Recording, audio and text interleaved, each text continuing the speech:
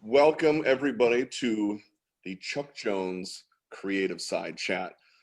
Ever since April, May, we've been hosting these events with creatives from all over the field in art. And tonight is especially special because sometimes when I do these, I have no idea. I've never met the person before. I've seen their art. I've admired what they've done, and I get to know them a little bit beforehand and then during the interview. And then there's after the interview, why I get to know them even better. In this instance, I already know this man and I consider him a friend. And so it is with extreme joy that I get to introduce tonight the venerable, the ultra talented, don't look shocked right now, just let me gush all over you, the extremely witty, right, unbelievably talented Daniel Killen. Daniel, welcome to the Chuck Jones Creativeside Chat, sir. Thank you very much. Not to be sarcastic, I thought you were going to say Eric Goldberg, but I could have thrown everybody off, and then I would have needed you to just do something interesting, Eric Goldberg style. But I consider you. Thank you. You're welcome, sir. So welcome to this. I've admired your work for a long time, and in getting to know you, especially to see what you've done in the past, you've worked on some of my all-time favorite stuff. Daddy. And hold on one second, honey. I understand he does that. You're going to have to ask mommy because daddy's on TV right now. Okay, well then why don't you go ask her again? Thank you very much. Anyway. Does she have a question? Yes, it was something about an owie and her little brother who did something. There you go. So, as you know, because you were out here last year and you got to experience a little. So, you know, like I said, I've admired your work, and then to know what you've worked on in the past, one of my all-time favorites, Iron Giant. We'll get into that in a little bit. I always find it fascinating to hear how did you get into what you do? How did you know you wanted to do what you did? And, you know, where did that all come from? And so to hear kind of the origin story, if you will, of Sir Daniel Killen is when you got, like, you've been an animator, you've worked at Warner Brothers, you worked at DreamWorks, you've done Disney Fine Art, you've done Warner Brothers and Looney Tunes. Did you know when you were little that this is what you wanted to do? I knew since I was little that I wanted to work in animation. I knew my early teens, that's what I wanted to do. I didn't know how any of it worked. I didn't know what capacity. And but yes, I always had a fascination with it. And when I was a young teen, maybe 11 or 12, I'd have my dad take me on drives up to LA, or he'd go to LA for some reason, take me with me. And I found out where Hanna-Barbera was. So I just have him drive me past the building just so I could see it.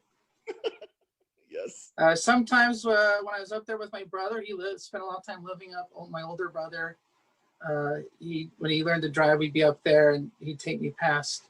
I just was Hanna-Barbera Studios. I just in awe, you know, what magic is going on there. But I was much more of a Hanna-Barbera, but mostly a Warner Brothers person. I wasn't necessarily. I loved, say, Disney movies, but my influence because of what was shown on TV was always, you know, Bugs Bunny and Daffy and Warner and Hanna-Barbera. So it just started with that because I loved cartoons, those cartoons, and I wanted to somehow be a part of that world. But there's also that part of me that says, you know, how can some kid in Orange County possibly, you know, get a job doing that? So I spent a lot of time as I grew older talking myself out of it. Really? And, so did you go through and, like, was there a point in maybe junior high, high school where the art was coming out? Yeah, I got they're now running all over behind me in the background. Where you kind of, maybe you talked yourself back into it? Was there a kind of a pivotal moment maybe, or something that sparked it a little bit again as you got into high school?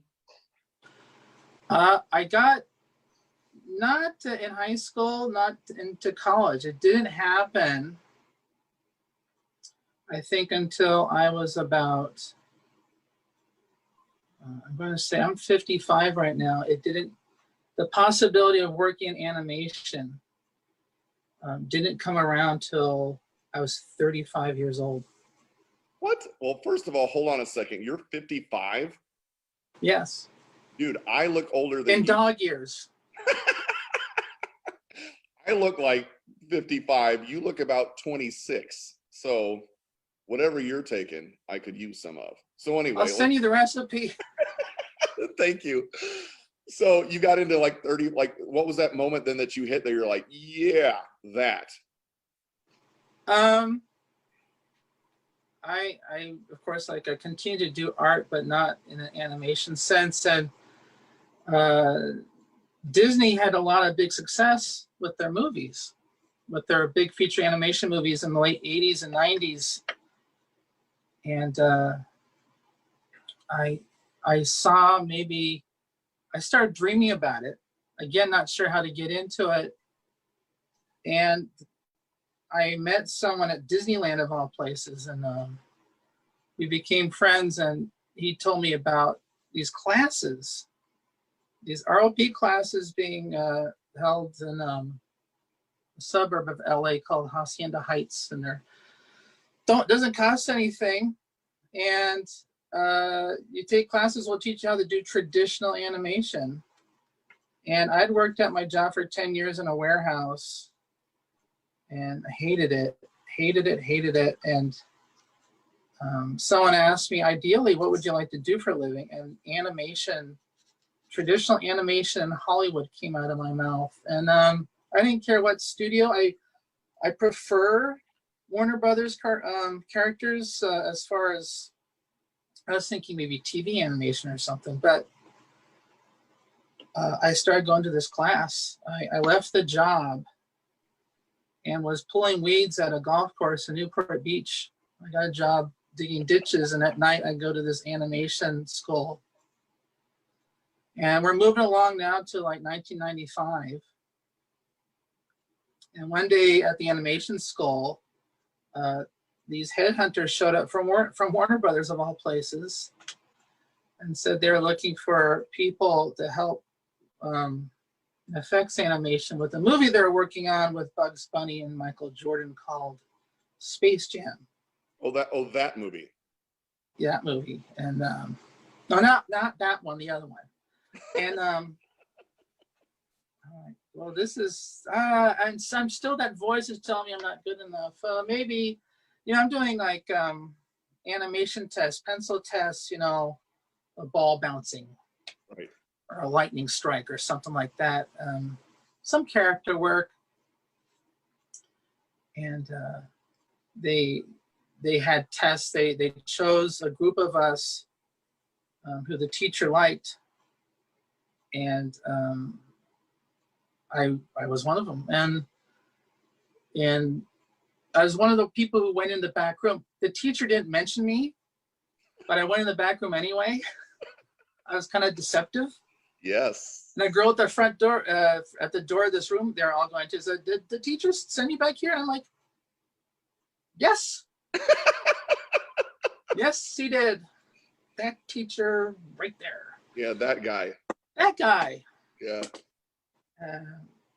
Because of all days, I didn't have my portfolio with me. And so we met with these two people, and they said, okay, we're going to give you tests. And right now I'm thinking, this isn't real. How this all happened isn't, how did I fall into this? I was just working at this warehouse. Found out about this ad because of the success of feature animation movies. They're ramping up. Warner Brothers was ramping up. Another company called Rich Animation was ramping up movie production of animated features. They were looking for artists who are interested, just like that. And I spent 2 weeks in a training program. I took a test. They liked my animation test. 2 weeks in a training program, they hired me. No kidding. Like that. And I started off at the in-between position, and an in-betweener, like an animator, say like Eric Goldberg or someone, say, for a big scene, they'll have like 5 main pose drawings for a scene. And then a breakdown artist will do the drawing or two in between those 5 drawings. And then the in-betweener will do like the 80 drawings in between those 5 original drawings. And that's what an in-between, so it's a lot of work. And I guess I did well. I worked in animation for 8 years, warehouse, picking weeds, animation for 8 years in Hollywood. And I flipped-flopped between Warner Brothers and DreamWorks. Now, were you on like where it was a project based? So once you were done with a project, then you had to find another one? You had to find, if you had a contract that says, we'll pick up your option for the next movie we're working on. That would happen a couple of times. But often, yeah, the other times you were networking, reapplying. So every project ends, so you're laid off. And hopefully you get on to the next one if, you know, get along with people and stuff. Disney did want to hire me at one point, but I'd already signed up for Warner Brothers, so I didn't get that opportunity. But when I wasn't working in animation, at home, in a dinky little studio like this, I would do freelance jobs for Western Publishing, which is the company Disney would use for like their coloring books and their golden books. And I ended up doing, and I attribute animation for this, for learning to do nice drawings, nice lines, and working with brushes and Indian ink. I did, with the help of the friend I met at Disneyland, kind of a mentor, but I did like the Pocahontas giant activity book. You know, Really? and stuff like that, and coloring books. And so that was my introduction to Disney, having my, you know, Disney under my belt, not knowing that things would change later. But after 8 movies, Iron Giant being one of them and Space Jam, things started going to computer. Yeah, well, let's back that up before we just gloss over 2 giant movies. So you were working on Space Jam when obviously Michael Jordan was a big deal, which he still is a big deal. I'm from Chicago, and I have a number 23 jersey, and there is only one number 23, just so you all know. There is one 23. Right. The other 23 is like a small lowercase 23. And so that movie was fantastic when it came out. Bill Murray, all that kind of fun stuff. And then we get to Iron Giant. Now, don't just gloss over that, because I'm good at glossing. I'm just saying, we don't want to like move past too fast. So you get to work with Brad Bird, who I love as a director and a writer. I think he does amazing work. And you get to work on this film that I've been dying for a sequel to, right? Because it would only make sense. But I love the art. I love the story. It's one of my all-time favorite animated films. When you were working on that, like, what was that kind of atmosphere working with that crew? It was, I think everyone knew it was a great movie. Brad Bird had a great reputation in the industry. He had, I guess, worked a lot on The Simpsons and stuff. And people would just, he was treated kind of like a rock star. I wasn't as familiar with him because I wasn't so much into The Simpsons and stuff, but I think everyone knew it was a great movie, to the point where they kept spreading rumors around the hallways, gossip, that, you know, they're going to turn this into a live movie. They're going to fire all of us and turn this into a live movie. It's good enough to be. And I'm glad they didn't, because I think it works better as an animated movie. And it just, you knew you were working on something really solid and good. Other movies I worked on, you're never quite sure, is this going to work? They seem not sure about this. But this movie, you know, they would take us, we worked in Glendale, and they, every couple of weeks, they have the crew meet down at a place called the Alex Theater. Mm-hmm. And Brad Bird would go on stage and give us a report, how are things going and stuff. And it was a big a boost to the troops. And we would always, sometimes alone, sometimes with others, we go up to the concept art area. and look at all the concept art. And I think because like a few of us, like I grew up watching a show like Gigantor when I was little, animation of a giant robot and stuff. And so the idea of working in a giant robot movie was pretty neat. And I still have my crew jacket. Do you really? I was a bit wider then. So, and apparently shorter, but still got it. And it's like, it just seemed like a cool movie. It's just in the atmosphere. And so much so that, you know, I did a lot of doodling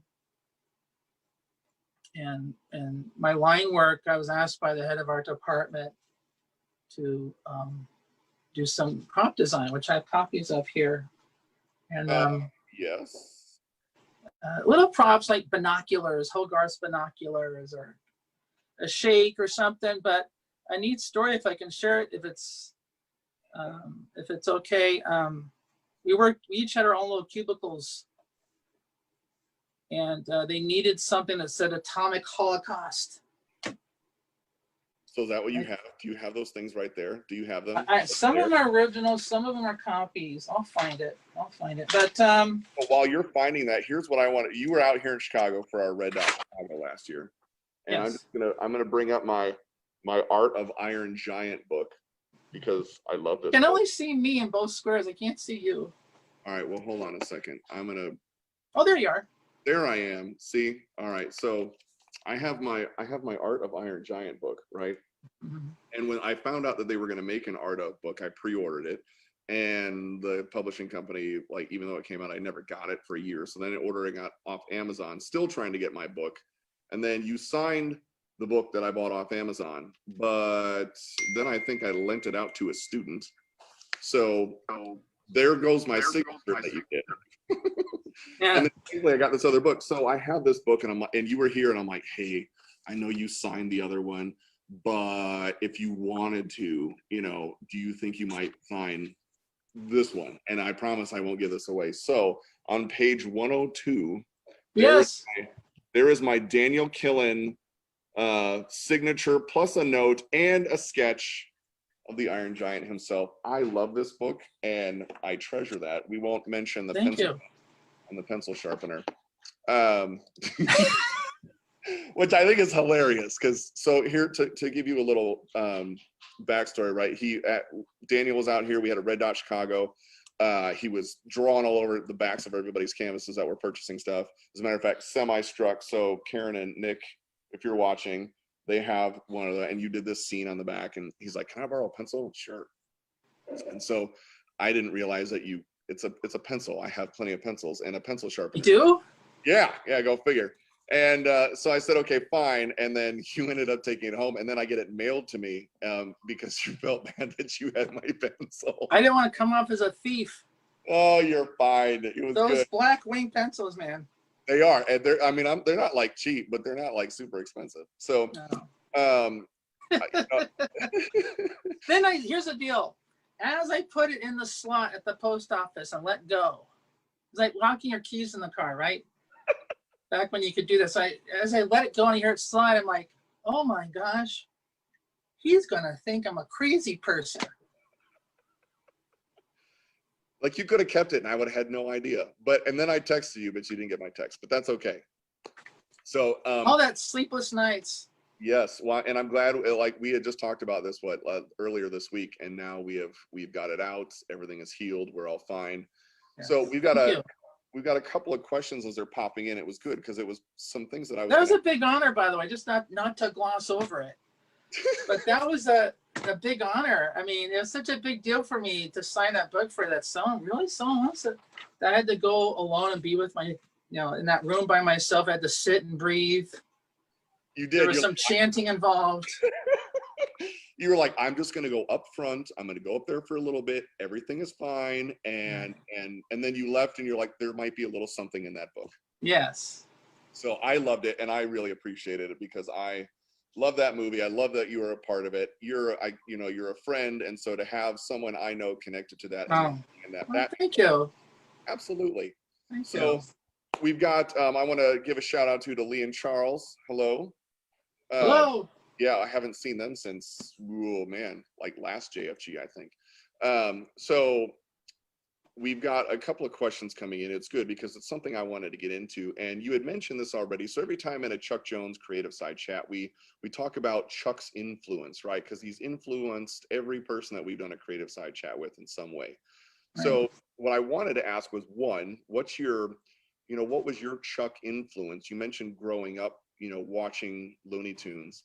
And then two, what other influence people have influenced you, your style, that kind of thing? Who else comes to mind? Like, man, I really love this person.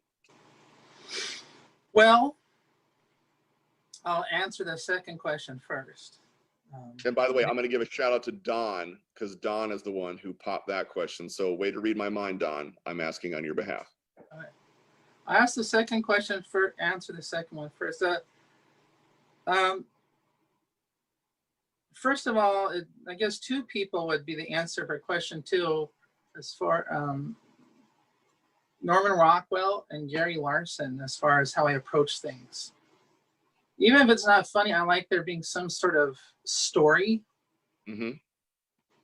some sort of maybe even covert story you don't necessarily see, but there's something going on in my artwork, and some sort of maybe hidden message. And that style of sort of sharp sort of sarcasm, well, not sharp, but covert sarcasm, something that can be said in one frame.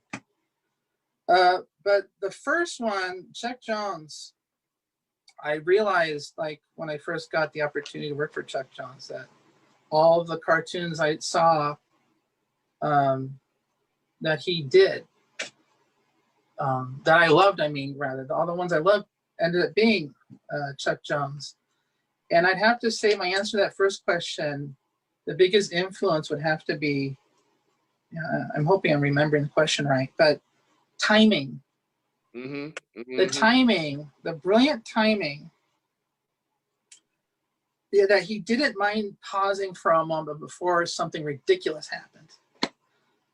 Like an example would be like the one Wile E. Coyote cartoon where he takes something and it turns him into a twisting tornado, and his plan to get the Roadrunner failed.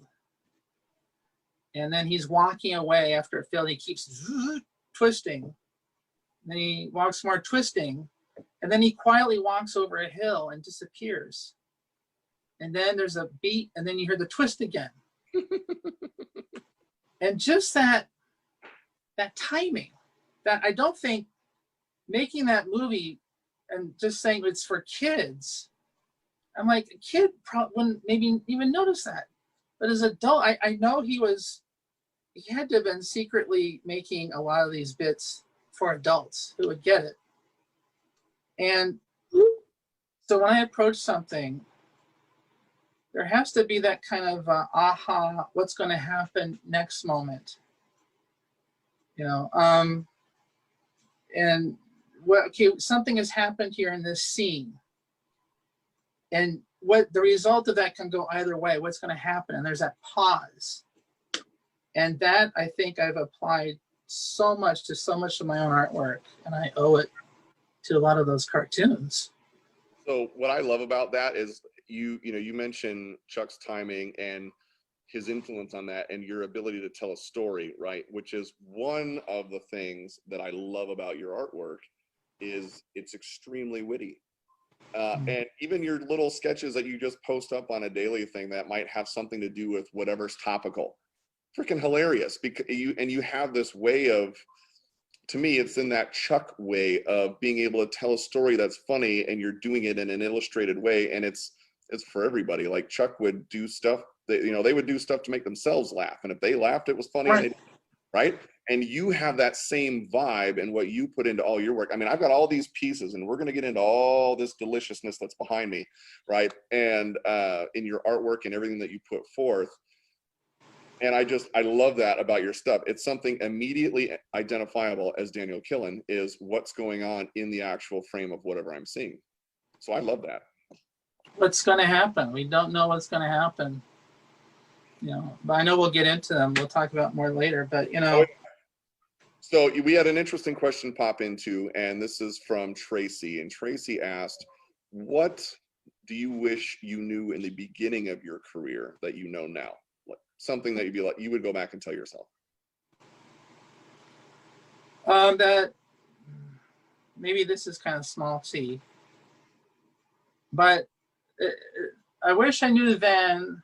What I know now is that this will all people will like your artwork. I spent decades not doing artwork, but not selling or anything because I think, well, maybe people just won't like it. And I still have that visit me sometimes, but I wish I knew then that, you know, people are going to like you. You're going to make friends. People are going to say really nice things about your artwork and tell you how much you love your artwork. Things that I never was able to tell myself. And still sometimes not, but not so much anymore. I would hope not, because you got. I wish I knew then what I know now then, because then I may have started getting into this much sooner. I wouldn't have been filled with so much doubt starting up. You know, it's no false modesty. I mean, people, are you really that shy? Are you really that modest and stuff? And I'm like, I'm not aware of it. I feel like I'm just being myself. And people have been cheerleaders for me when most of the time when I wasn't able to be my own cheerleader.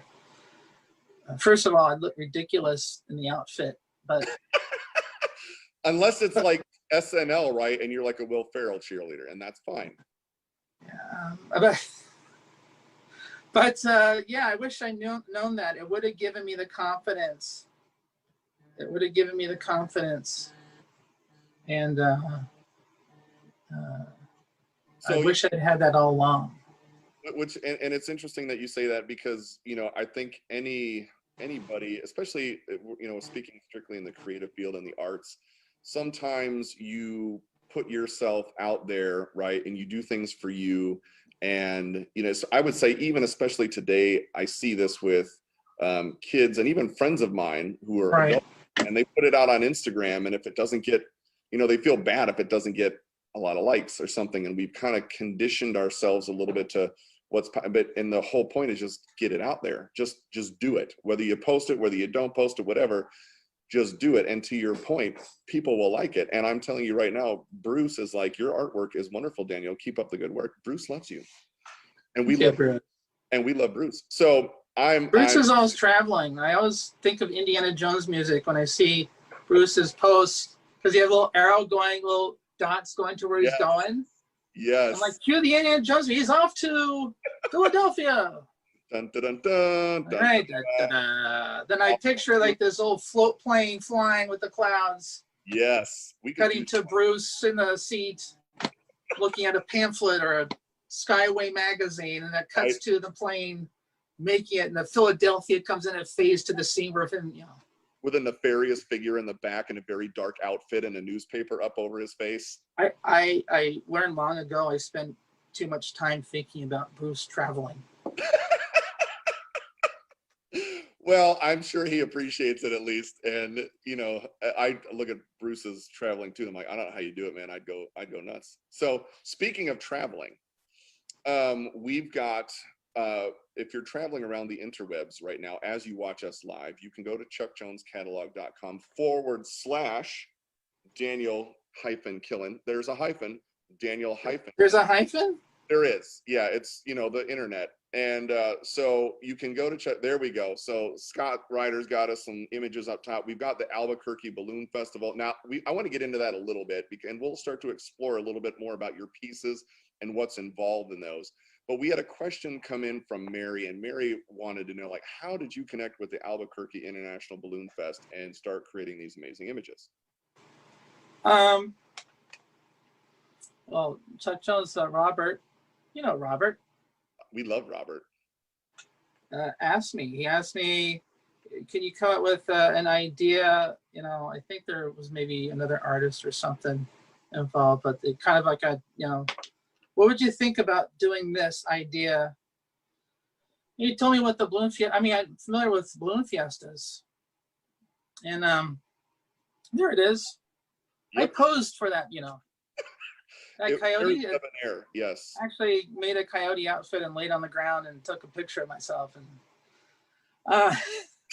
but yeah, for reference. Yeah, well, you're dedicated. There's no doubt about that. And so it's sort of like an audition, and I guess they liked my idea, my concept, which is, I guess, pretty similar to what you just saw. So, and I guess they'd seen all my other work with the colors and stuff. So that, I mean, it's not like I went to Albuquerque and knocked on the door, which is something maybe I would have done a couple of times in my life earlier. So that was neat. So it was that simple. They liked my work that Robert presented to them after I did I think it was a black and white concept. So you know, they had to have the coyote and roadrunner in it. Now, were you just working in value studies for your concepts? So that was it, and that's what you pitched on without any color? Correct. I mean, I did tones, you know, shades and stuff, but the idea, it's kind of silhouetted. But beyond that, no, I don't recall there being color. And then I think later I did a color idea. I kind of blocked it all in. I took the drawing and scanned it and blocked it all in color. This is my idea. And I think, if I recall, that's what happened, and they liked it. Then after that, they just kind of let me go. And I did my own thing. And I thought of state things for New Mexico, you know, the state flower, state butterfly and stuff, and the mountains there behind where the balloon fiesta is. And I think like there is so much into your pieces, especially in those, and I find new stuff every time. And when we did, you just look at this piece right here, and you're meticulous. So when Daniel was out here for Red Dot Chicago last December, and we had a whole big show, we had 2 nights. We had Red Dot Friday night, we did Visual Candy night Saturday night, and Saturday night was all about gallery artwork. So the Chuck Jones stuff was up, Daniel was out here with things, and we had other friends of ours, artists and some Disney guys and stuff out here, and our faces glued to because I have Semi-Struck, which is an original, which is here. So that is the original. Was it water soluble glue? I mean, yes, it came right off. Nothing. You had already varnished the canvas. There was no marks. We were all good. Robert made sure of that. And then we had the Lonely Hearts Club band, right? And we're all sitting here looking at your pieces. And that doesn't make me self-conscious at all, by the way. No, you shouldn't feel self-conscious, because we're looking at your pieces, and I'm a little more rougher, you know, where I'm a little looser with stuff. And one of the other guys, RC, is spray paint, right? Graffiti artist. So you want to talk about loose? That's getting loose too. And he's looking at your pieces, and he's like, "How did he do that? I don't even see a brush stroke." And I'm like, "I have no idea." It's what your concept, your composition, how things come together. And so these 2 originals, which are available, chuckjonescatalog.com/Daniel-Killen.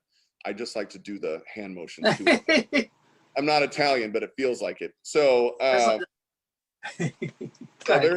there's pieces. Oh, you got a visitor again. I have hidden children in here. Yes. Okay, well, that's fine. Take that back over there and wash it off, please. Thank you very much. So if a kid comes up behind me, let me know, because then I have to call the police. Randomly, I'm like, I thought we just like threw them in for props. No, right. So when we get into these pieces, you know, Carnivore, which is this one right here, is probably, like, I have a lot that are a favorite of yours, but having this piece here, I get to stare at it a lot.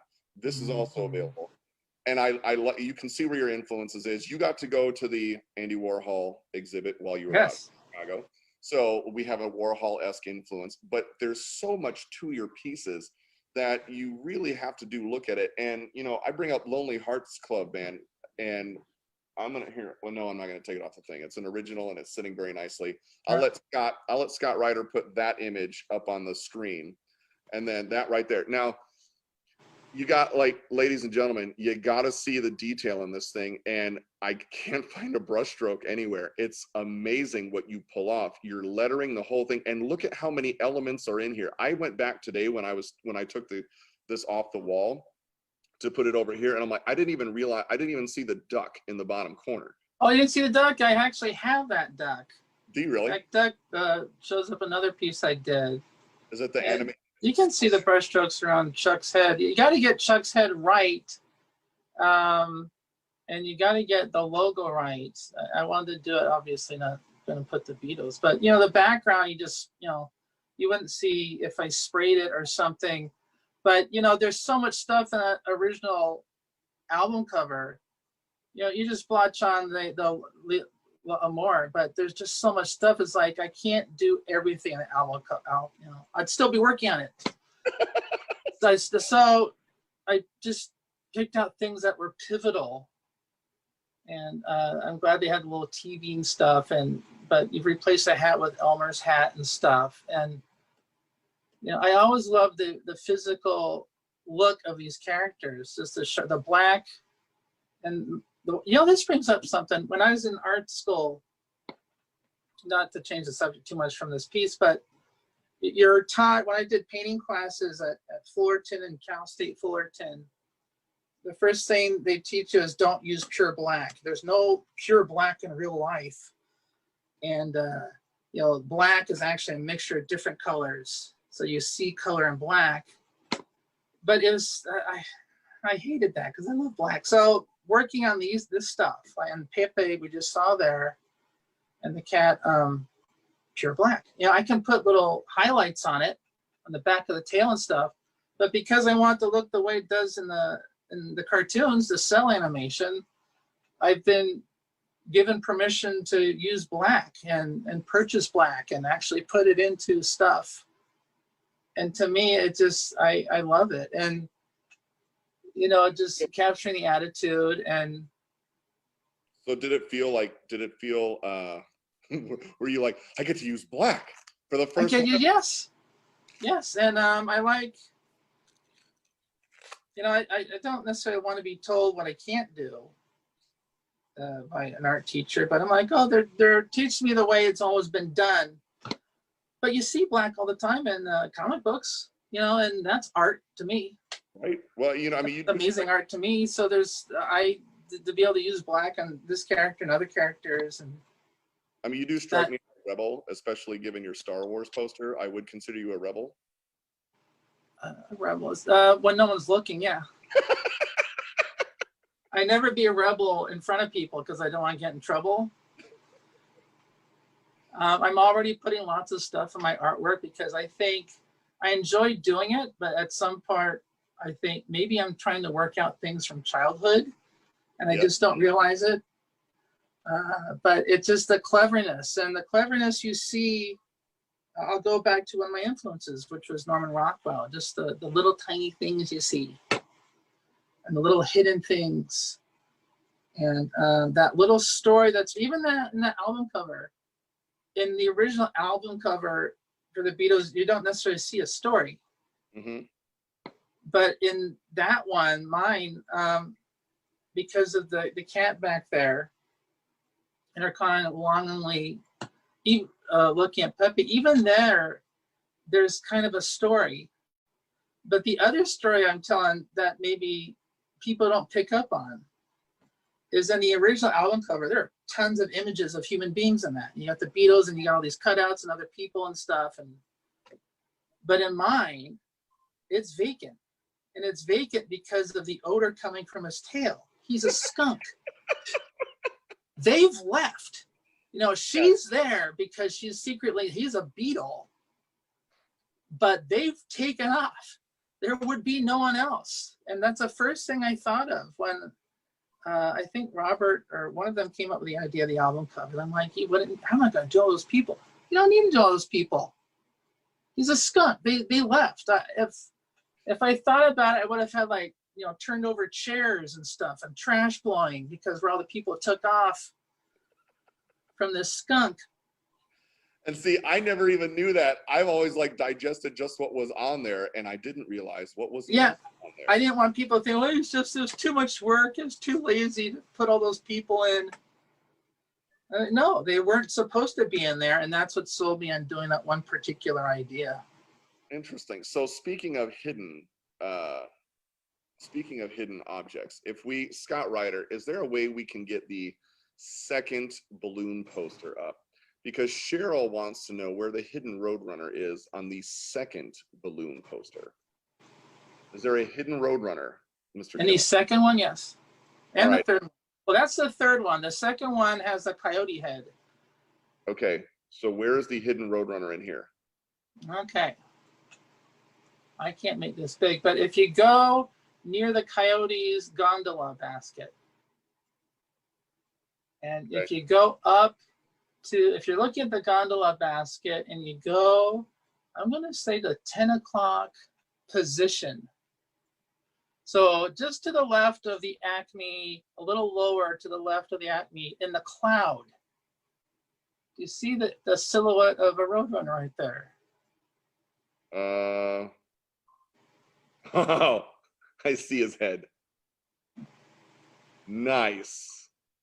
All right, so we've got the hidden Roadrunner in the clouds. And what about in the, you said there's one in the third poster? There's one in the third one. I didn't know they wanted that. So the first poster, the hidden Roadrunner is hiding behind a rock. But the third one, Is that the first one? That's the first one. Go to the third one. The third one, go to the tree. Kind of the middle of the tree to the left of the Roadrunner's gondola. Go into the tree. And you'll see it right there, right there. See it there to the left, the silhouette of the Roadrunner? Yes, no, Scott, right there. So it's right. Yes. You see it? The little silhouette. I see the little white outline and the yellow in the hair. Yeah. Or his plume, if you were.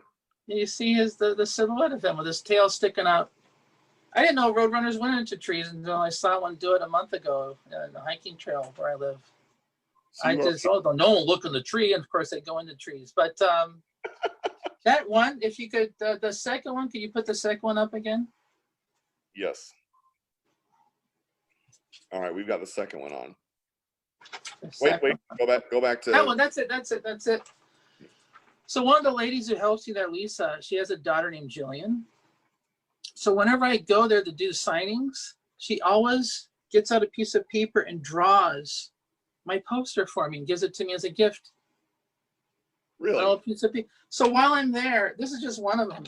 While I'm there, so she draws it, right? Oh, that's awesome. But she draws everything, She did not leave anything out. She don't leave anything out. This is amazing. So every year I've got one of these. So it's really just really amazing. And it's stuff like that. It's like, to go back to that first question, or the last question, what do you know now you wish you knew at the beginning? It's like, if I knew that people would like my artwork enough that someone would feel to do this, I would have believed in myself a lot more sooner. So. Well, I'm certainly glad you believe in yourself now, because you are a wickedly talented. Oh, I didn't say that. Well, I'll say it. Thank you very much. So here's another painting that you did, and I have two questions coming in, and one is comic influences. So you mentioned comic books, and looking at that as art. Did you have any comic influences? My comic influences were. My comic influences, I think, were Danny Kaye, ironically, same initials. This is behavior in movies like White Christmas and stuff. He did, growing up, a movie called The Court Jester. Just, that was an influence as far as humor. But I think starting early on, my biggest comic influences would be shows like, well, it would be the cartoons for sure. But I used to laugh hilariously at the show MASH. Yes. Especially those first seasons, because all this serious stuff's going on, but they still have this brilliant writing, this kind of sarcasm. And you know, I was 7 years old when that premiered, but it's amazing how much of an influence that had, and the Mary Tyler Moore had. Maybe some younger people don't even know what that is, but I know what that is. I thought those were just hilarious. So those are, well, and you can tell too, in like just your sense of humor and what you put in, that would totally make sense with who would influence it. And what I want to do is, Scott Ryder, if you can pull up the animated, still animated life, and then the only oil I ever did for Chuck Jones. I haven't done oil since. I work in oil, but not a fully oil painting. So there's a lot going on in here that I didn't even realize until I didn't know there was a Daffy Duck silhouette until like way later. I think it would have probably last year or something when I saw the piece again and I was just staring at it. Could you point out the hidden elements in here? Now obviously we see what's right in front of us, and there the duck makes its appearance again. There's a duck. I still got that duck. That rabbit's out in my garden right now. The Roadrunner I borrowed from my dad. And the leaf was from the front yard. It was fall, but just before I tell you, the paw and the hat, Michigan J. Frog, I made those out of Sculpey. I knew what I wanted, so I just made them out of Sculpey clay and painted them. And the frog, again, from the garden. But this is my actual fireplace mantle here. And the hidden elements, as I was doing the leaves and saw the different shapes, I'm like, I could totally get away with putting the characters in, the silhouettes of the characters in the leaves, right? Yes. But without, people wouldn't need to see them to enjoy the piece. You know, if they saw them, great, but if they don't, the piece still works. And of course, right above the leaf, if you look at that big leaf, you go straight up, you'll see a silhouette of Bugs Bunny right there. He's right there by the line shadow of the window pane. If you go to the left, towards where you see stop to the left of the Roadrunner ahead, you see a silhouette of the coyote about to take off running, right? Oh, I've never seen that one either. Yeah. And then you go to the right, keep going, stop. At the very bottom in the middle, you see the Roadrunner. Oh, right by the paintbrush. Right by the paintbrush. Now, go up a little. In fact, you don't have to change it. See the purple pencil? Yes. Go straight up from that. The empty area, you see Michigan J. Frog dancing with his head in his hand. I've never seen that either. And then go all the way down. Down. And there's Daffy right there. On the bottom, because Daffy's always on the bottom. He's always trotted on and stuff. So there he is. So it's an amazing piece, and it took me, like I said, I've never seen Michigan J. Frog in there. I've never seen the Roadrunner or Wile E. Coyote. I did see Bugs and I did see Daffy, but those are the only two characters I saw. I forget how big that was, but yeah. I took I did all oil paintings in college, and I think I posted on Facebook in the past. I don't have a lot that survived, but you're taught to kind of do real and to learn how to do reflective color, reflective light, and mixing colors. And like in that one, there's nothing that's pure black. But I always remember college. Some people call themselves self-taught artists. I think we're all self-taught to a point, but then you start absorbing other things and maybe that's a good idea. And being taught how to work from dark to light and tones and hues and all that. And it wasn't until later I got into acrylics and the things you could do with acrylics. But I had this idea of just these sort of dramatic paintings you see you see dramatic paintings on people's walls in some old house, and I'm like, that's kind of what I want. And so yeah, I ended up with that, but I haven't done one since. I always get sick. I shouldn't say sick, ill working with oil paints to a degree. If I'm working exclusively with I always thank God for the day they invented terpenoid or turpentine. So is it just like, is it the odor of the oils themselves that just doesn't work well? Odors. I like to think it's the odor. I have the same problem with enamel paint. Really? All right. So I have to be in a well-ventilated area. So I don't work with them. So I had not really an issue with acrylics or watercolors. Water-based, obviously, it seems to be fine. But I still think I want to do another oil that's purely oil.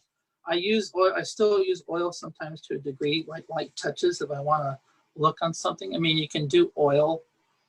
When I was there in Chicago with you last year, the great and amazing Tim Rogerson was there. Yes. And he was explaining, like, a lot of times he blocked in all the colors of this piece he was doing, this Mickey piece, in acrylics. And but then he also had oils. And you go back and do light oils to get a certain look. You can get a certain intensity with color. That kind of nice soft blend he was doing.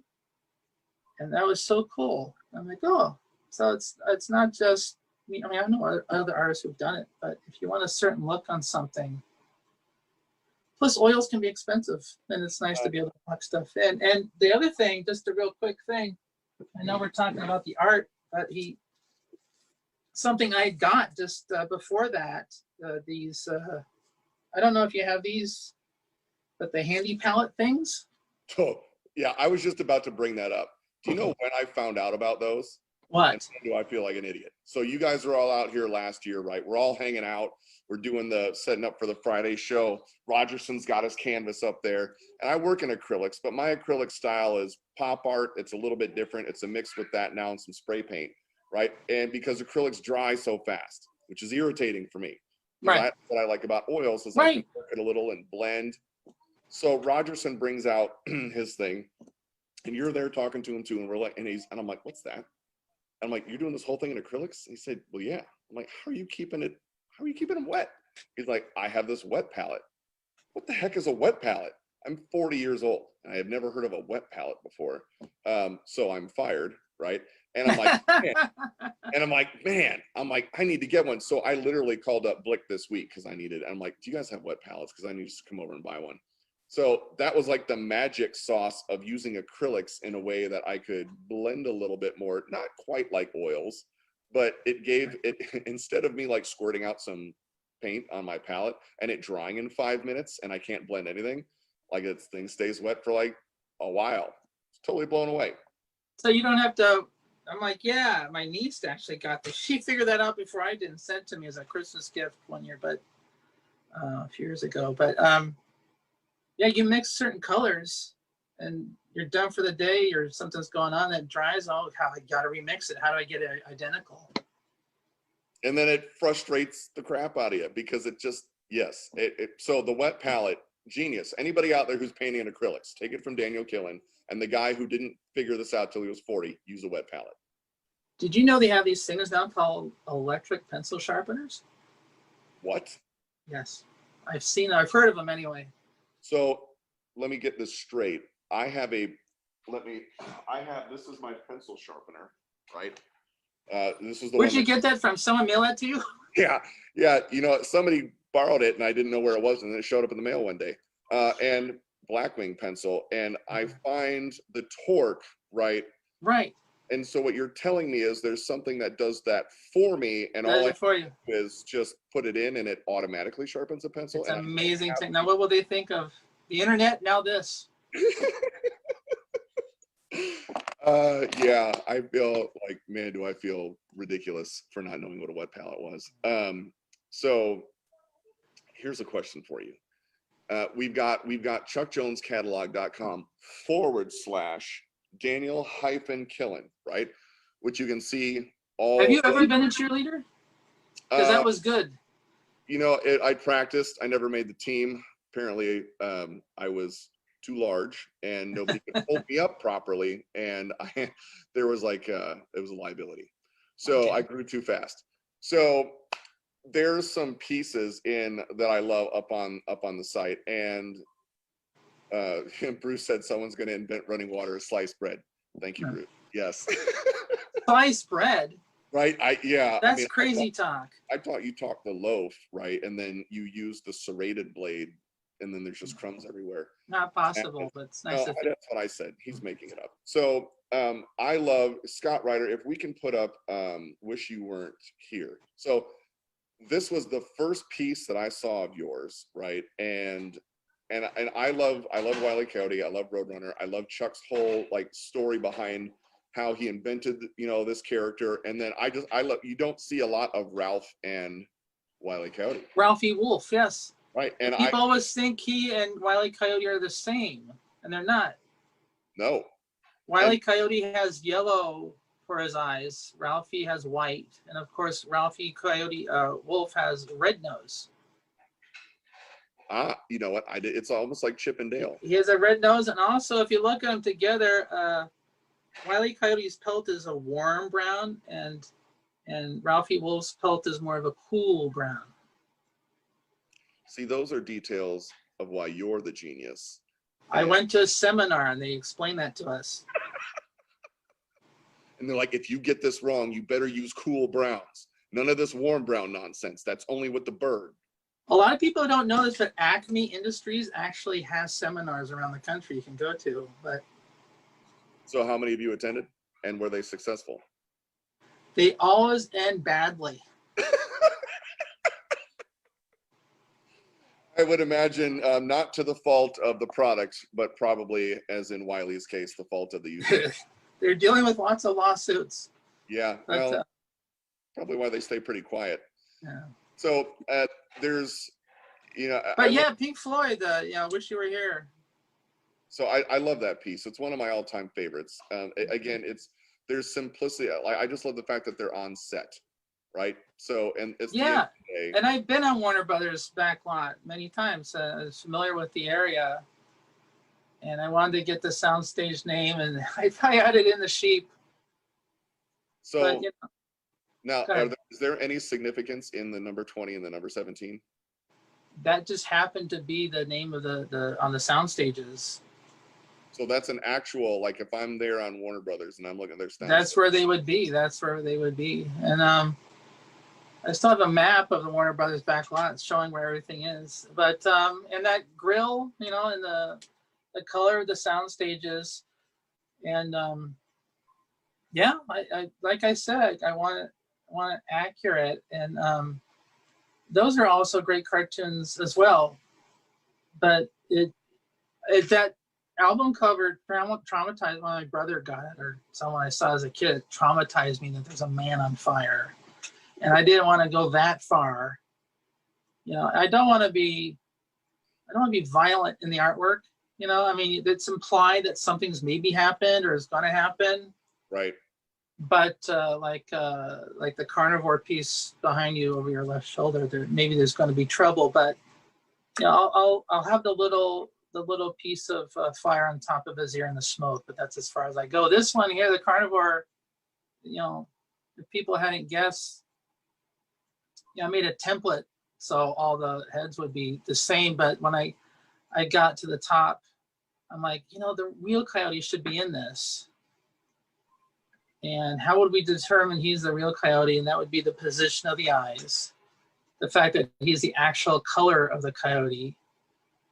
He has a little bit of a shadow, and his bottom fingers are overlapping the square. So that tells you he's really there. It's like, don't tell me you're too old to remember this, but it's like Laughing. Yes, I remember Laughing. And they'd have those little doors open with celebrities would pop their heads out. So it's sort of like that. But then I'm like, because this is based on Connoisseur, it's a Norman Rockwell piece. That's why I put my name on it to look like Norman Rockwell's. But that's why I decided, you know, Bugs is always one step ahead when it comes to Coyote. So he should have, instead of an umbrella, he should have this mallet. So like I was just saying, you don't see any, you know, standard Looney Tunes violence, but it's implied that something will happen. Well, I think that's what I love about the wit of your pieces is you have a story going on, and you don't need to have it all spelled out for you. There's something left for your imagination to think about when you're right. I don't want to tell people what to think or feel. No. I want them to. And my brother calls it the "what next" moment when he looks at my art. You don't know what's going to happen next. You, the viewer, get to figure that out. So it's kind of like a one-panel cartoon in a sense. Yes. That you might see in the newspaper, like a Far Side or something. But at the same time, with all my pieces, I always have to keep in mind I want them to be pretty looking. I want them to be nice looking. I want them to. I want people to be able to walk down the hallway or down their stairs with it there on the wall, and it's pretty to look at. It's not some obnoxious, ugly thing. So. Well, I would say you pretty much nailed that on every piece. And I wanted to bring up a piece too. Again, I posed for that one too. Did you? Yes.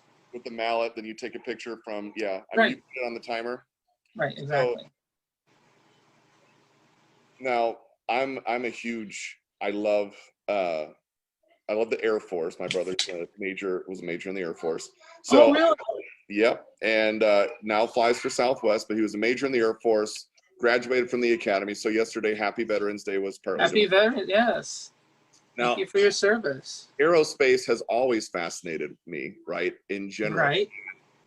There you go. What is right. that the original sketch? No, this is, I just printed this so I'd have a copy. So a lot of my artwork I don't see again. It just disappears, and I wonder how it's doing. So I like having little mementos. Yes. So I like this memento because this was when I saw this piece for it, I loved the subtlety of everything, and being obviously Snoopy being my favorite of the Peanuts characters, and right. always watching the cartoons when I was growing up, and him like fighting the Red Baron, right? Right.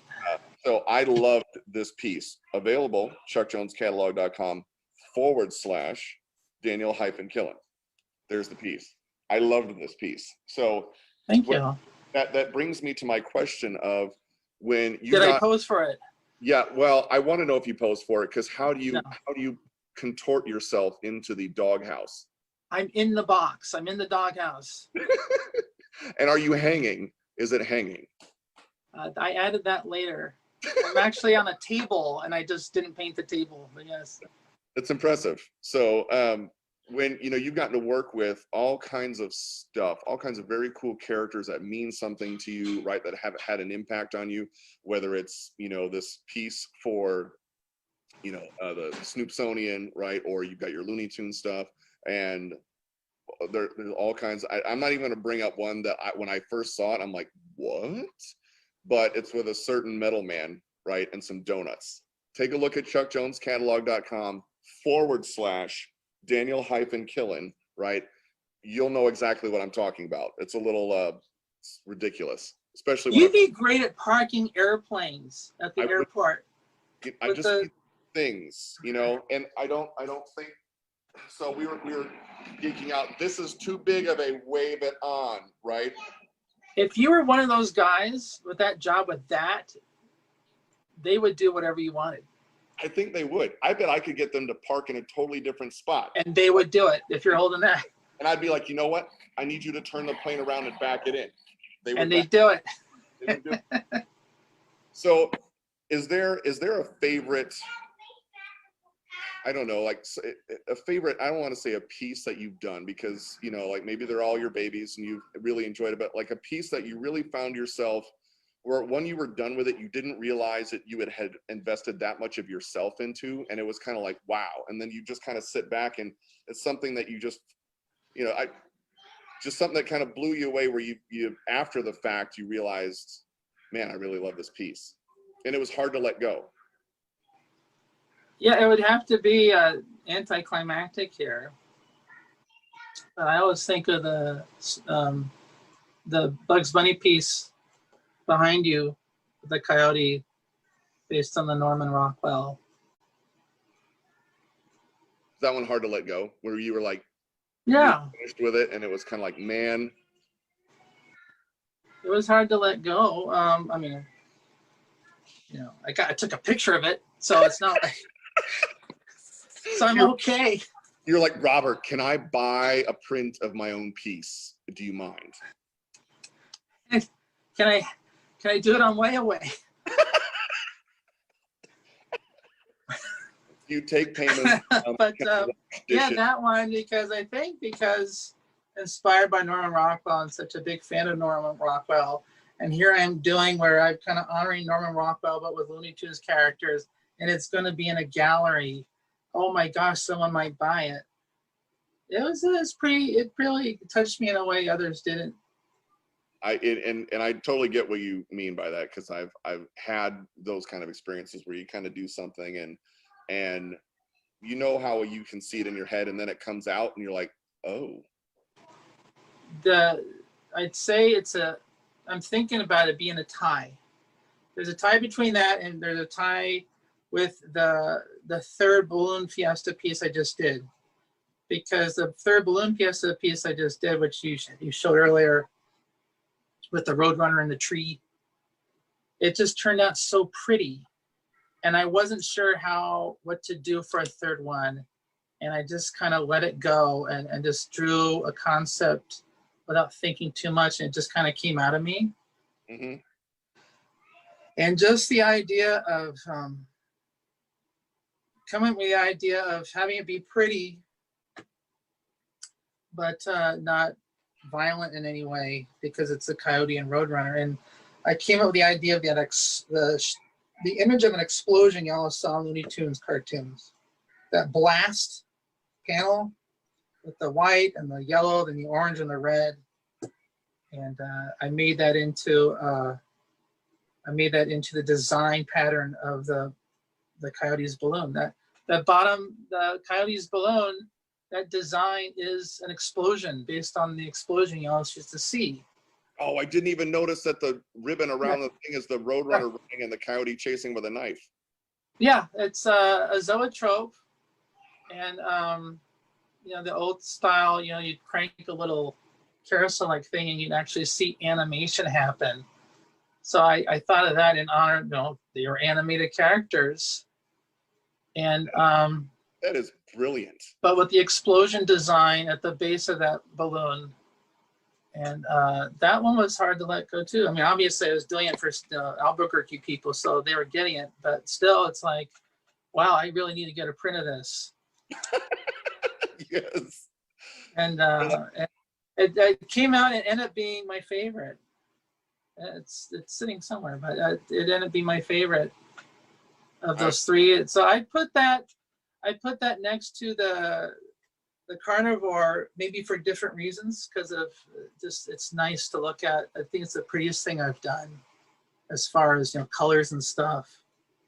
And of course, the carnivore I love for other what I discussed earlier. But yeah. So and that's what there's so much to your pieces, and I have a handful. I have 5 around here right now. I freak out that I have your originals of this.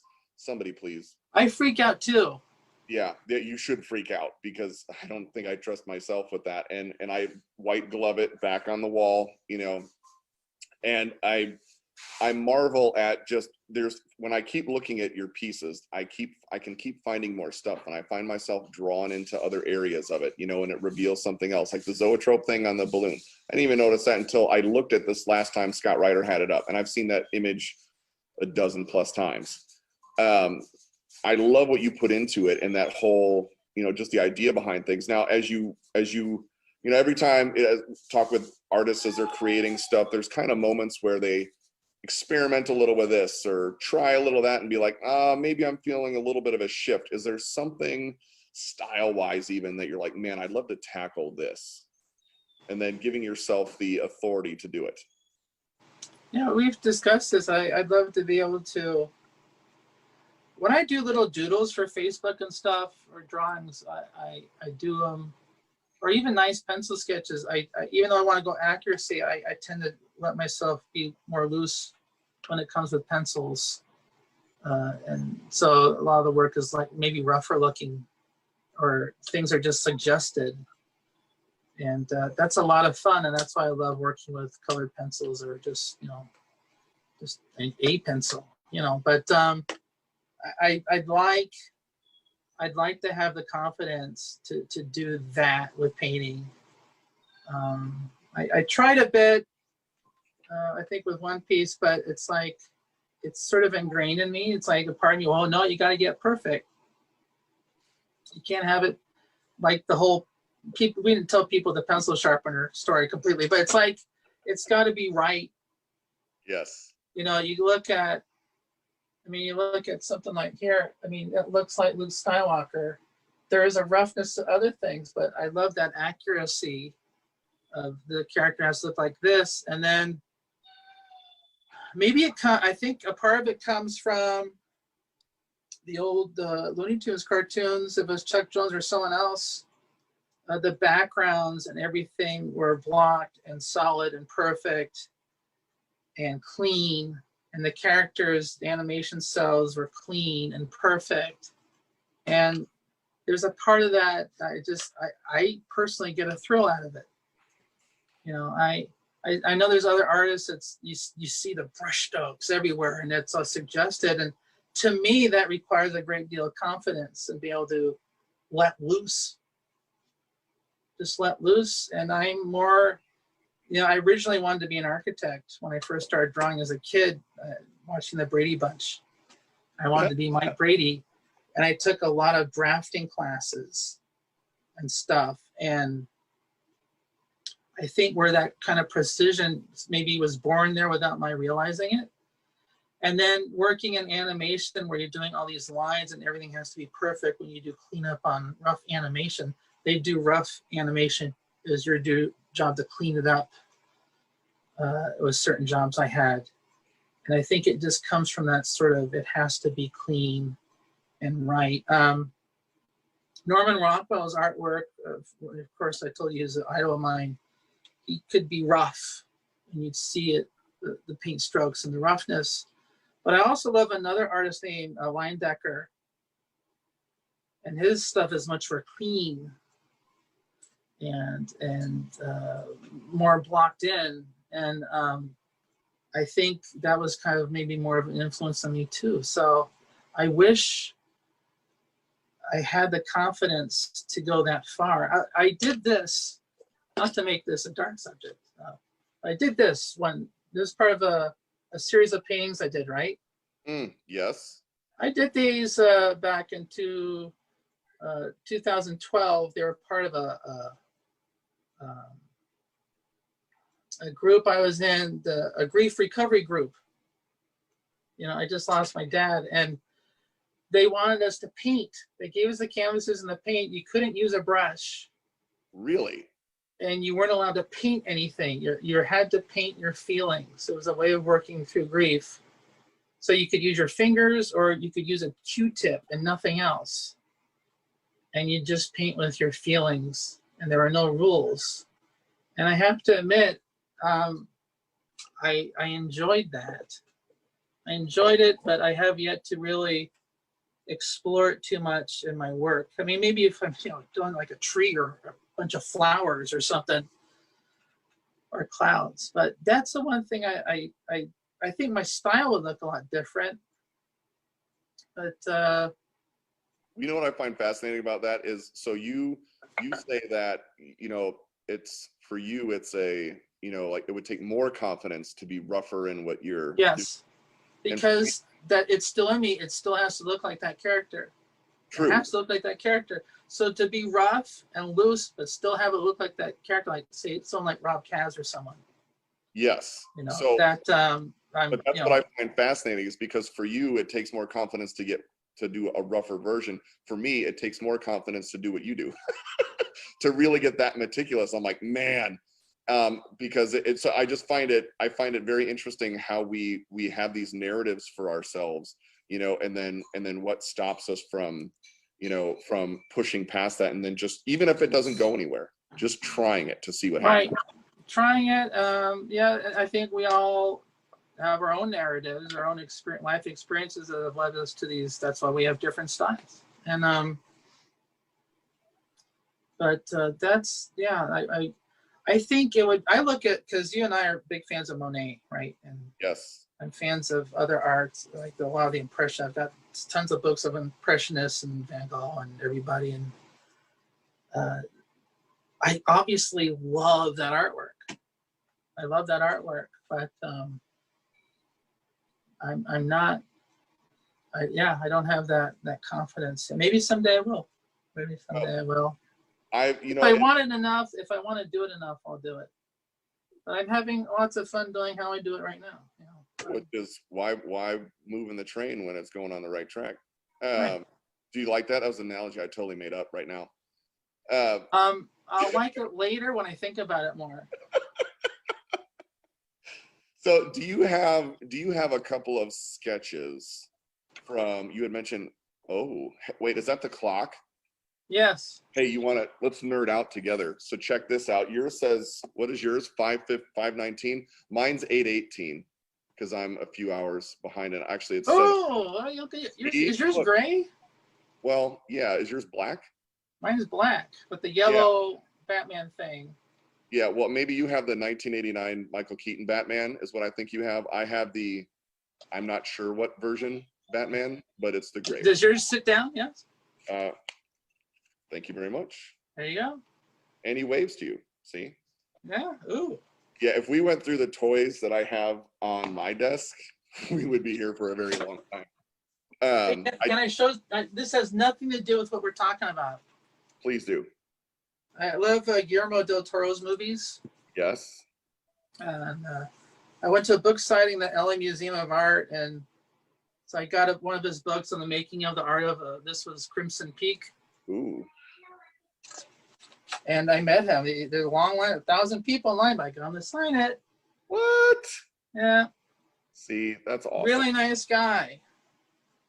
Really, really nice guy.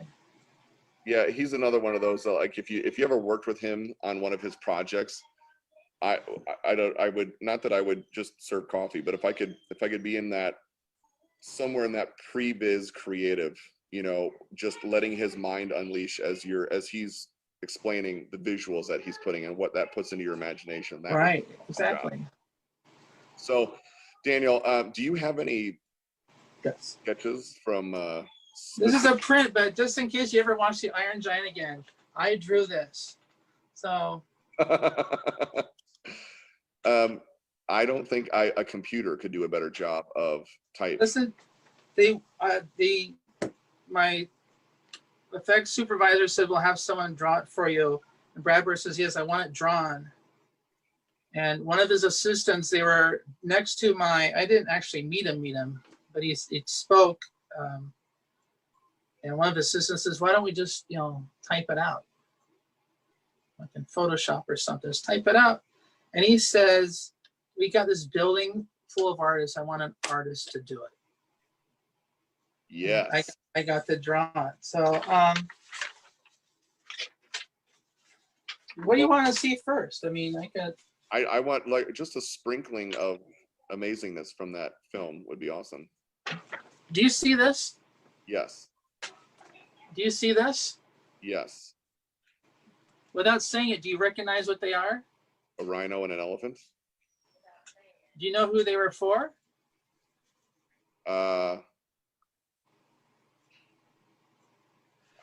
Should I Elef Rhino.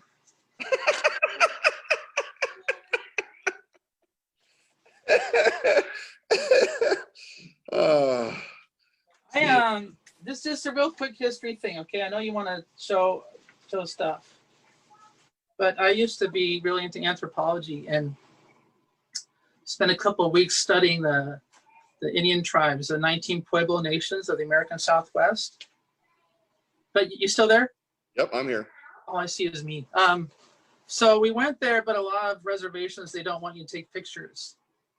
Okay. Or you can take pictures, but you have to pay a amount of money. I didn't have that. So when we get back to our vans and leave, I'd make notes of what, like Kachinas, people, Native American dancers and stuff. Yep. So it's like I draw and make notes of what I saw, which would be very rough. This is like 1987, So Nope. I draw what I saw so I remember. And then later in the hotel room, because I brought my pencils with me. This is 19, yeah. And then I draw what I actually saw, so I remember. Holy cow. Yeah, so, and I did a bunch of these. I don't have them because I sold them to the people, and there was like 14 of us. I sold them to the people in the group. Yep. So I kind of paid for my trip. So I draw Kachinas and stuff and Chivas and stuff. Cool. Anyway, you wanted to see what? Just stuff? Well, just like one more, we're gonna bring this to a head here shortly, but I wanted to know if you had like one more piece of Iron Giant work before I showcase a few of your other pieces. So this is what, if you can see, this is what Hogarth's readout looks like in the Iron Giant. Yes. And this is my design that I did, that I was asked to do in the effects department. Oh, I see his head. All right, so I did his head and stuff, and I did a bunch of different ideas. Art Deco, I really love Art Deco and stuff. But I did a bunch of concepts, and this is like the individual pieces I still have. What? They let me walk out of the building with some of them. They don't have the official Warner Brothers seal, but my name's stamped on it. So it's like you have to do separate pieces, but they had me do a few designs. So like this was like the original design. Oh. And then, no, why don't you change this, this, and that? And then, you know, I'd fool around with different ideas. You know, That looks cool. widescreen. I've always loved, this has been my favorite, but they didn't like it. But what does a Giant's readout look like? No kidding. There's a few more. And then I'll show you one more. Like, I like the helmets kind of in the top.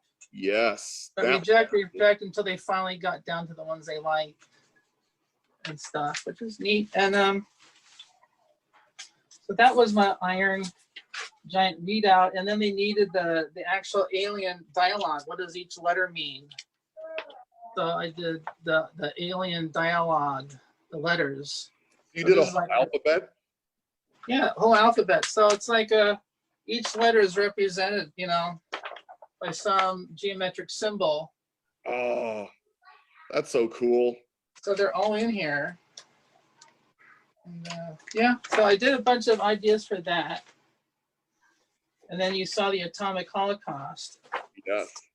But let me find a. So, hey, Daniel, can you do props? Can you come up with Hogarth needs binoculars? So they had me do, I came with binoculars, Hogarth's binoculars. That's awesome. And different ideas. We need binoculars with a strap. Well, it makes sense to me. What does the binoculars look like from the side? And here's the official binoculars. So it's officially Warner Brothers binoculars I designed for Iron Giant. Oh, that's cool. But then they need like when Hogarth and Kent are in the soda shop, could you design glasses and stuff, you know? And you know what's cool about this is these are little things that you don't think about when you're watching the film, as far as like something that you really do need, like someone had to sit there and figure that out before it got on screen to make it feel like it was just a part of the film. They had to figure it out. And when you see Milkshake, I did the milkshakes. You know, I wish I had more stuff to show you. But yeah, just to go in the movie theater and see Hogarth's work and like, oh, that's on my design. It's all in color and moving and stuff. That's awesome. And of course. Yes. Come on. Impeccable lettering, sir. Impeccable. Thank you. Bruce says we need a visit to your place and a future visit to SoCal. Oh, sure. We can all nerd out. That's like it's a shame because you work on movies for a studio and the next movie isn't successful, so they never do a making of book or an art of book. Right. Like we did a movie at DreamWorks called Spirit Stallion of the Cimarron. Yep. Are you familiar with that movie? I am. And so it's like I went up to the art department and made copies of stuff. So you get to see things that no one will ever see, like what the character designs look like.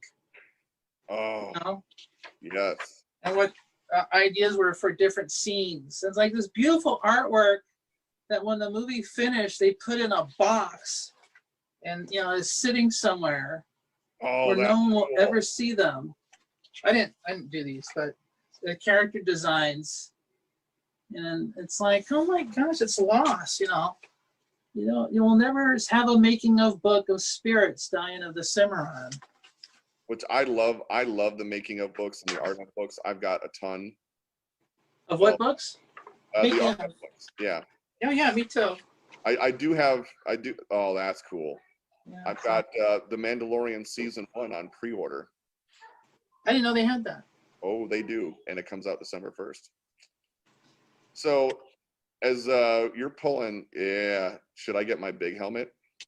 Dad, don't show off. This won't fit my head.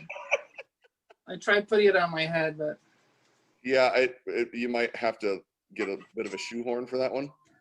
let me tell you something. When the movie ended at the cast party, Yeah. they gave everyone who worked on it our own metal Iron Giant pencil sharpeners. And that's not an automatic one, right? That's one of those that you have to do. This is one of the, you keep mentioning it. Automatic ones aren't real, but that's actual pencil sharpener.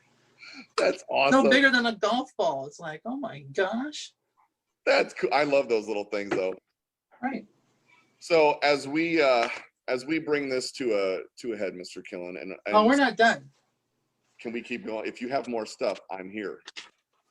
I mean, you got to go through your nerd period where you're drawing aliens and stuff. Yes. Oh, So yeah.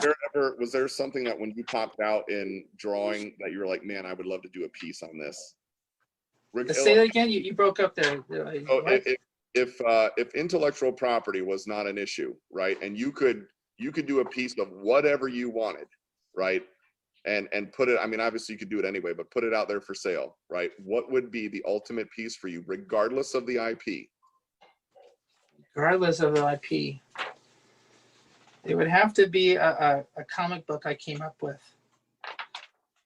Ski Steve and Snowball. All right. There's Snowball, and the guest villain is the Lift Snip. Oh, almost sounds like a. It wouldn't be Pogs. No. Oh, I remember Pogs. I'm trying to think. I think more than anything, I'd love to do an Indiana Jones piece. I think you should just do one anyway and see what happens. I'm not saying, I'm not forcing you, obviously, but if it happened, I would totally be okay with that. Yeah. All right. Well, Mr. Killen, as we wrap this, I'm getting the I need to bring out the hook on myself. Is one of them doing just one more thing? Yes, please. I told you when I fell in love with animation when I was a kid, and Hanna-Barbera. So I drew my very first animation cell. I used a high school a notebook thing, 3-ring notebook. Mm-hmm. So this is my very first animation cell. Really? Yeah. It's awesome. Not Godzilla, it's Gogzilla for some reason. Obviously I had issues spelling. Well, you didn't want to, you had intellectual property rights. You didn't want to violate that. So Godzilla. I didn't want to violate it. So you turned the D upside down. That's all you did. So, well, sir, what is that? Oh, come on. This was for a Red Dot a few years ago. And this is a print, but it's I was going through weight loss, so I decided to make the Empire weight loss. So I turned that and this. Oh yes, come on now, that's brilliant. My favorite one is the speeders, and the all-terrain transports are donuts. But, yeah. Anyway, yes, it's been great talking to you. Who are you again? John. And they told me I had to do this thing at 6 o'clock my time, so I just showed up to Zoom, and apparently the link worked. Oh, okay. And then I had the stuff in the background, so that kind of made sense. So hey man, I want to tell you as we wrap here, first of all of this amazing stuff remember, Chuck Jones catalog / Daniel-Killen, right? Thank you, Daniel. See, we could both do the same thing. As long as neither one of us had to lift each other, we'd be fine. Ah, yes. So yeah, I love this one. So we've got all this amazing artwork from Daniel Killen that's available. And if you purchase an original, he will do I love that one. I love that one. Sketch. The Peepaw Puma one. Oh. Absolutely. He'll do a sketch. So you'll do a sketch for an original of a Looney Tunes character with a gift with purchase, which is awesome. So make sure you either talk to your rep as you see something and take a look at these amazing pieces. Again, chuckjonescatalog.com, as you see on the bottom, / Daniel-Killen. And so, sir, as I wrap this and bring it to a close, here's what I want to say. I'm going to gush on you for just 30 seconds. I had the pleasure of getting to know you years ago, right? And we were just kind of chit-chatting before I knew who you were, and you were discussing something about, is it a red dot? It was San Diego, wasn't it? Or yeah, San Diego. And so so family gathering. We had and it was cool, and we were sitting out in that kind of courtyard thing, and you had semi-struck, and you had I think this one. I think these were the two pieces that unveiled, maybe. Yes. And so I just remember like your stories of things and what you were talking about, and I'm like, man, this super awesomely talented dude is completely down to earth. And you were funny, you were engaging with people, and you couldn't be kinder. And the more I have gotten to know you and had the pleasure of you coming out here last year and stuff, I have such an admiration for not just your talent, but just who you are as a person. And it's a great honor of mine that I get to call you friend, because I admire industry on multiple fronts. So, absolutely. And I hope that as everyone kind of gets to see a little behind the scenes from Daniel Killen tonight, that I find that these kind of things help us to see that artist. I find myself more attached to the artist and their artwork after, getting to know them. But man, I think the highest of you, and not just in your artwork, dude, but just as you in a person. So I want to thank you so much for doing our Chuck Jones Creativeside Chat. Would you like to say anything to the audience tonight as we leave? I got a whole bunch of things to say about you. I'm glad you're sitting down. Yes. Well, that means a lot to me. Thank you. Such kind words. I didn't know I'd end up living a life where people get to say stuff about me without, it means a lot. I didn't, thank you very much. Knowing you has been awesome. It's helped to bring me out of my shell. I won't keep it a secret that I was afraid to do this just out of nerves. I don't like talking about my art and stuff. The worst artist in the world without Chuck Jones, because I don't want to talk about my art. And then you called and like, oh, I'm doing it. Ben wants me. I'm gonna do it. I cursed you afterwards. I won't say what I said because your kids are running around. But it was awesome. Thank you so much for that. I feel the same way about you and all the stuff you do at the center there, near the Arctic Circle, and yeah, tell me about it. And I loved being there last year with Tim Rogerson and Trevor Carlton. Yeah, we didn't have time to talk about Trevor Carlton being attacked by his own artwork. Maybe next time. But you will, and I have the shirt to prove it. But we'll get into that at a later date. And RC and his dad and just everyone else and leading people out. But it's just, you've been wonderful. You've been a wonderful influence. I think you've been a great positive addition to Chuck Jones and to your community there with all the stuff you're doing. And thank you for all those wonderful words. I hope this is being recorded so I can go back. It's being recorded. Is it good? Because otherwise I'll think I just dreamt it. But you did great, man, and I'm so glad that you did this. I really am, because you're a class act. You're extremely. I am. Yeah, you are. I'm going to say you're a class act, and everybody gets to see that. So as we go tonight, ladies and gentlemen, remember chuckjonescatalog.com / at the same time, thank you. Ready? Daniel-Killen. There you go. Right. If you're watching on Facebook, you got the double screen. And check out his stuff. It's amazing, and you've gotten to witness a little bit tonight. Thank you so much on Facebook. Thank you, everyone. Absolutely. Thank you for your questions and joining in tonight, and have a great night, evening. Daniel, adios, my man. Adios. Thank you. Thanks, everyone.